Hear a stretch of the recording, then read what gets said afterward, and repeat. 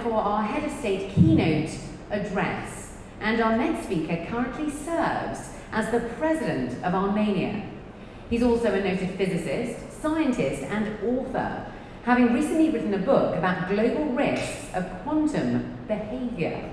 It's a great privilege to have with us here today and to welcome on stage the President of Armenia, His Excellency Dr. Armեն Sարգսյանը.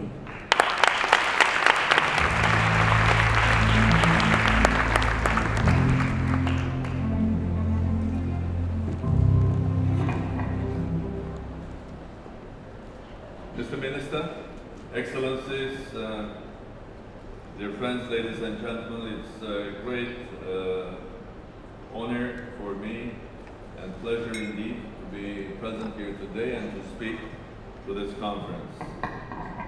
And it's a great honor for a simple reason, because this conference is about future. And it's a great honor for me because this conference is intended basically also by the future, the young people sitting here. So I will try to address the subject of the summit, which is the sustainability, but also to address some ideas, or to exchange some ideas with younger generation as well. So the questions that the minister raised here. But let me start with words of thanks. Thanks to the government of the United Arab Emirates. Special thanks to His Highness Sheikh Mohammed bin Zayed, first of all, for the invitation that was sent to us, that we accepted with pleasure to come here and participate here, but also special thanks to His Highness for his visionary leadership. This conference is unique, and it's not an accident that it's happening here. It's a reflection that the government led by Sheikh Mohammed bin Zayed is looking forward to the future. And that makes me happy to be here present and to address you all. The questions were raised, the questions about the future and the challenges ahead, the risks that we are going to basically face tomorrow, starting from food, water, climate change. Energy is a solution, but it is also a challenge. The minister is here, and I would like to exchange some ideas with minister. If we look at the energy of the 21st century, or the energy of the 20th century, and look at the history of the change of the energy spectrum, to make it simple, I would say that if we go back, let's say 100 years ago, our energy industry of the world, we could say it was quite black. Because we were burning coal, we were burning oil, and creating energy for our use and development, or industrial growth, and so on and so forth. Later, of course, we learned how to use renewable energies. Of course, we started using gas as well. So that black started becoming a bit more grayish. It's gray today, but we all are looking forward to the world which is not gray, the world which is green.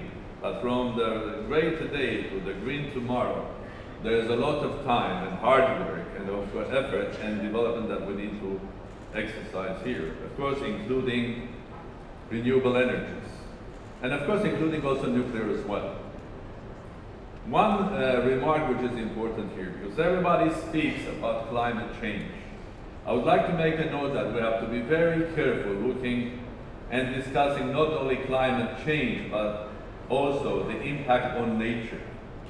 And the nuclear one is quite a good example. At the end of the day, the impact of nuclear energy on climate is minimal. Am I right, Mr. Minister? Because I have a young minister from Armenia, Minister of Environment. We have a nuclear power plant in Armenia.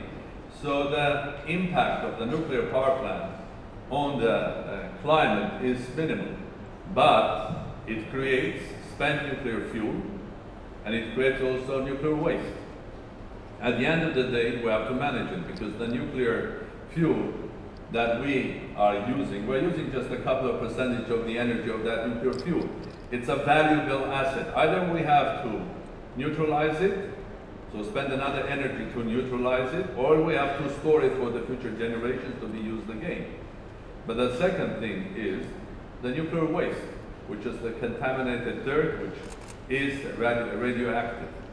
So I think we have to be very careful of what to do with that, because maybe it doesn't have effect on the climate, but it is a contamination of the nature, and a serious one for a long, very long period of time. So, from the gray to the bright future in green, there is a lot of hard work, and of course the big part of that should be the renewable. But we have to be very, very careful, because if we are using, for example, hydro and building dams to create the outflow of the water, we have to be very careful to not to damage the nature.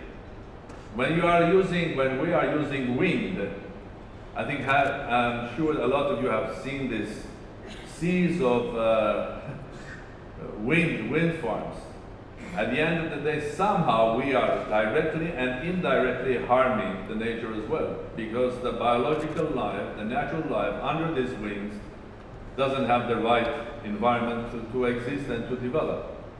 When we're thinking about using more and more sun, and the sun energy is the best energy that we can, is the only source of real energy on this planet, and the biggest one, and basically we have 2,000 times more energy coming to this planet than we are using per day the whole planet together. So it's huge energy, but we have to be careful using that in a form that we don't damage the nature.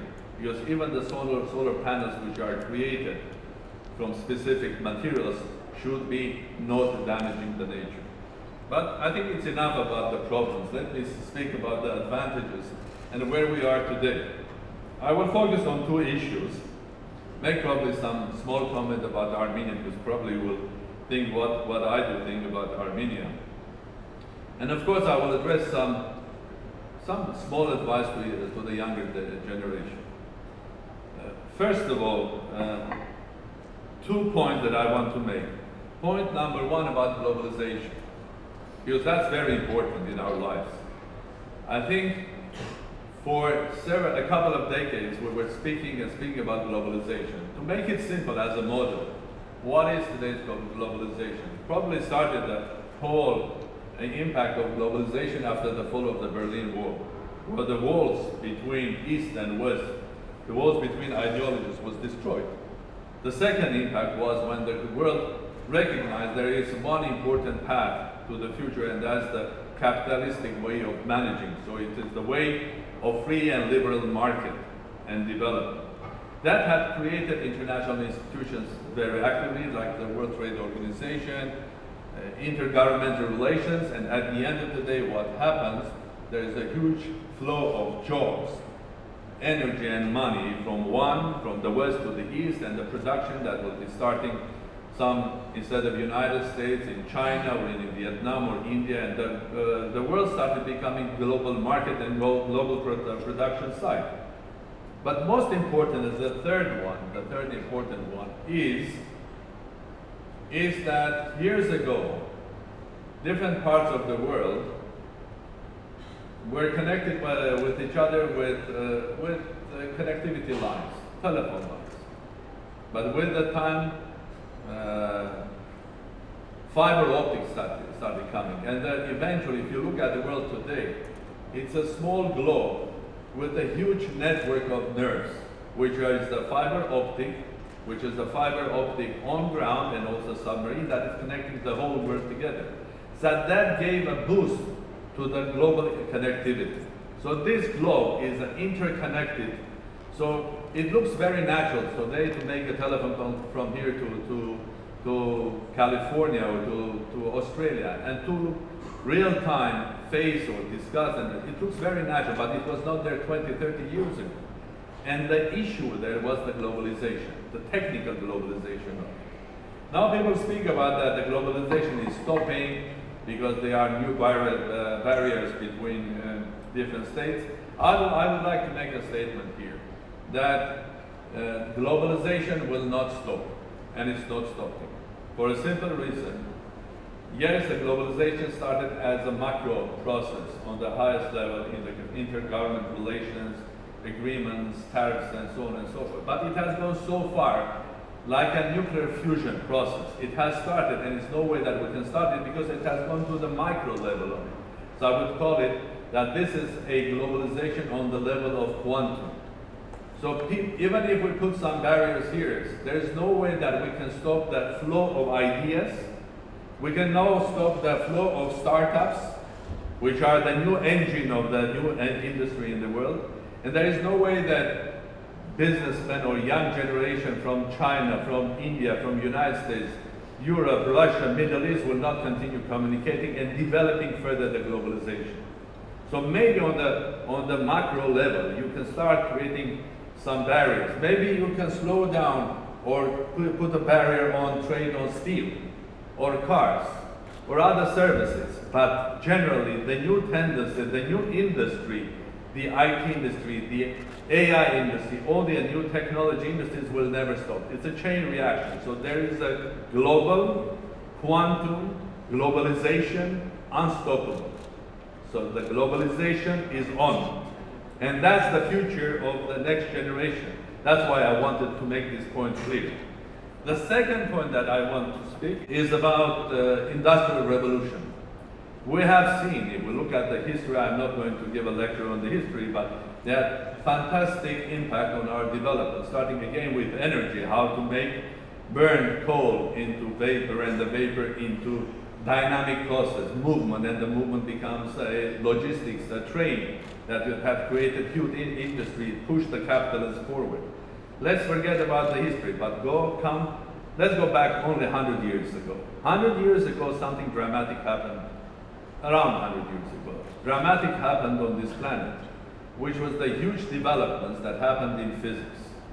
Before that, we will all run everything on the earth and beyond the earth in our imagination was happening according to the classical physics, classical mechanics, which were created by Isaac Newton and many great other scientists. And everything was explainable. But at the end of the 19th century, beginning of 20th century, new events happened, new scientific discoveries that could not be explained by classical physics. So as a result of that, geniuses like Albert Einstein were the people that created the theory of relativity and the physics of the big mass, the universe, the theory of gravity, the special and general theories of relativity. And then there were great scientists that created the physics of the micro, the quantum physics. People like Paul Dirac, Heisenberg, and others. I want to that you should pay attention on something very important. It's not only the fact that we discovered new physics, which is the physics of the big and physics of the small, and the physics of quantum. There's something happened that people didn't really realize that was happening. It was the revolution of thinking. The revolution of logic. I'm emphasizing this because I will use that to show you that it's very important matter. Because at the end of the day, when you speak about classical mechanics, you are speaking a body moving from point A to point B, and it has to go through a specific path. That's our logic, the way we see it. But when you go to the quantum behavior of a small particle, I think you lose that. The logic is completely different.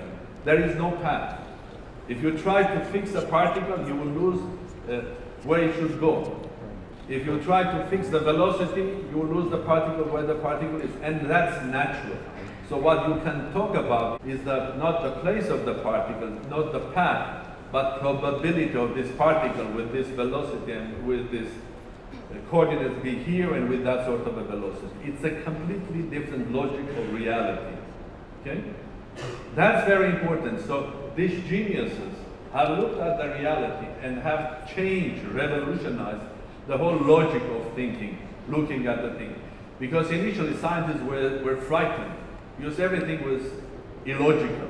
The moment you change your logic, your approach, you start understanding and everything becomes logical with the new ideas.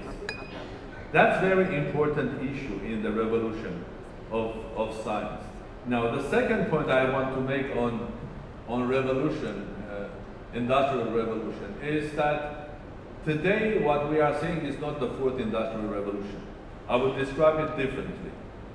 Because based on what we have today, and that base is The basis of it, which is the natural sciences, the achievements of physics, mathematics, chemistry, that was achieved during the 20th century and during the Cold War.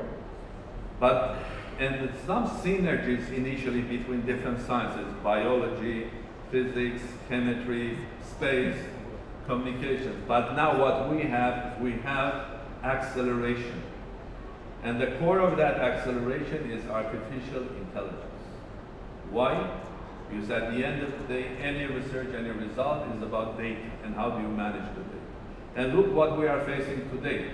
What we are facing, we have the technology of scanning human body from top to bottom. We will get huge amount of data. There's no doctor that can manage that data. But if we use artificial intelligence, I mean super computing systems that can analyze and teach themselves as well, that system can in seconds analyze the whole data and give a doctor's advice to you. Artificial intelligence will help us to understand deeper our DNA and to transform that. So we will live longer, healthier, we will cure diseases like cancer, and the achievements that we have is there. Last year, the Nobel Prize in medicine were two gentlemen that basically found the solution to some of the types of cancer. But this is a result of several years of hard work. And the usage of artificial intelligence that help to understand that if you increase the immune system of the body dramatically, not once or twice, because we were afraid of doing that, but 10, 100 times, then the cancer cells will be visible and you can cure the cancer. So artificial intelligence becomes the brain of the industrial revolution. So I want to make a point here, very important one, that there is no fourth industrial revolution. What we are facing today in this world and what you, the younger generation, will be facing tomorrow is permanent revolution that will be happening every day. Maybe not physically every day, but the changes in your life will be. So as I said, the basis of that is the huge knowledge in science, technology, but the locomotive is artificial intelligence.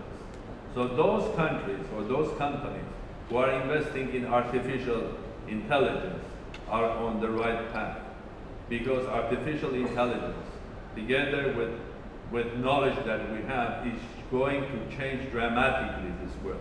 It's also going to change the way we handle our problems. The food, the water, the energy is going to change the landscape at the end of the day of jobs.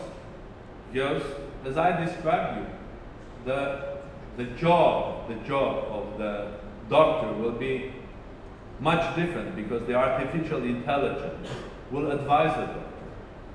The work of a lawyer will be completely different because the artificial intelligence will advise, analyze, and help you to do that. There will be a lot of jobs that will disappear, but there will be new jobs that will be appearing, new ones. And I think the core of that activity, human activity, will become innovation. We see that today. We are living in a century of not big industrial companies. We are living in a century where young innovation startups are ruling the world. Look at the biggest companies on the world. Are the big oil companies? No. Are the ones that started in a garage by young, innovative people and created multi-billion companies, and they are running the world. And the next generations, our problems, as I said, the multiple problems will find a solution. And the solution, of course, will be connected with the new wave of industrial revolution. I call it R evolution. R with a capital letter, hyphen, evolution with big E. So it's an evolution, but rapid evolution with exponential growth. So we will be facing revolution every day. That's a fascinating world that you are going to live, younger generation people. A world that your skills, your talent, innovative power will be recognized. Now let me take another small look at what is going to happen socially and politically. This revolution and globalization is going to touch our normal life as well. You are seeing that everywhere. The events are happening in this world that looks a little bit unpredictable, a little bit unorganized. At the end of the day, they are the result of our evolution and the new quantum world that we are living. Events that happened in France, election of some President Macron that came somehow with the movement and created a youth new movement and won the elections. Events in Britain, when the emotions and public relations and the Facebook has created the movement for Brexit. President Trump is a great example of the 21st century, how you run the politics, bypassing the CNNs of the world and the magazine and saying, addressing directly to the people, to the voter. My own country, approximately a year ago, when I was inaugurated as a president, a couple of weeks after that, what happened? A small demonstration led by a young journalist that started in the north of the country with a couple of people, then 10 of them, then hundreds, then thousands, maybe then 5,000, 10,000. Eventually we ended up with 200,000 people on the square, and then in 2 weeks we had a revolution in Armenia. All run because the world is globalized, because we are interconnected, because everybody has a Facebook, and you don't need a political party to make a big change in your own country and global as well. So welcome to the new global world that we are going to live. Welcome to the new world of quantum behavior, quantum in the sense that classical methods and the ways of running business, of developing your ideas, even running politics, are no longer going to be effective. You have to be very, very innovative. Now, to the young people, 2 words, advice. Minister made a very encouraging statement here about the policies of the government. And I would like to congratulate the government because it's young by spirit and it's young by its action. For me, being young is not about the years that you have lived on this planet, it's about, are you young by your spirit? Do you have enough energy? Are you interested in what is happening? Now, advise to younger people what to do in the future. If I was giving advice to my grandchild, whose name is also Armén, I would say, dear Armén, I'm not going to advise you to be a doctor or to be a lawyer or to be a farmer. Because maybe in 30 years' time, I think there'll be very few number of doctors, very few number of lawyers. What I will advise you, first of all, look inside yourself. Find who you are. Because every child born has a talent. One has a talent of mathematics, the other one music, the other one a craftsman. Third one as a storyteller, fourth one as a politician. The fifth one has a talent of listening. And that's a fantastic quality to help other people when you listen about their problems and maybe you can give an advice. Every child has a talent.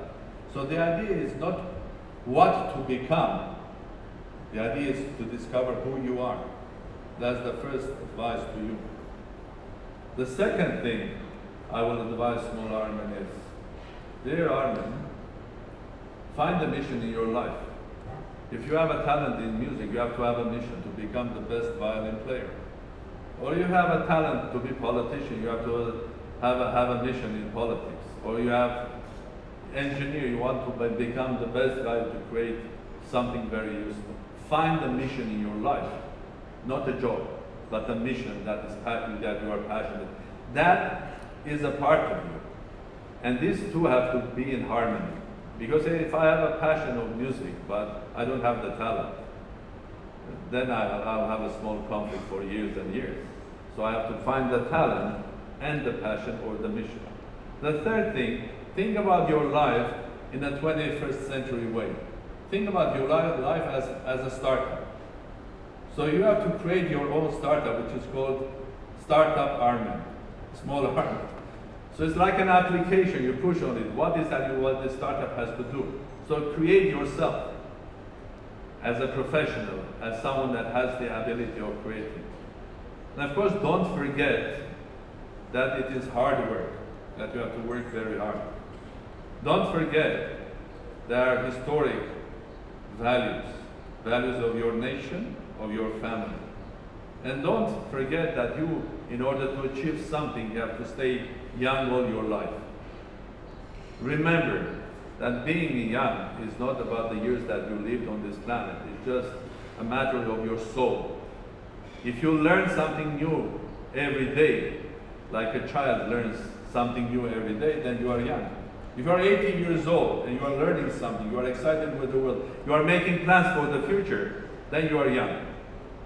And of course, in your life, you will have difficulties. So, I think you have to be brave enough. Every new day after the huge success is a new day. You have to again and again prove that you are worth it, what you have achieved. Every new day after the failure, after disappointment, it's not a day for depression. Just stand up, walk again. You have a wonderful life ahead of you. And this new world, which is a quantum world, don't worry about that. Don't be afraid. Like the scientists 100 years ago, they were facing huge drama, tragedy. They couldn't understand how this universe was running. They changed their approach. They changed their logic. They became the new innovators. They started thinking quantumly about the world of physics.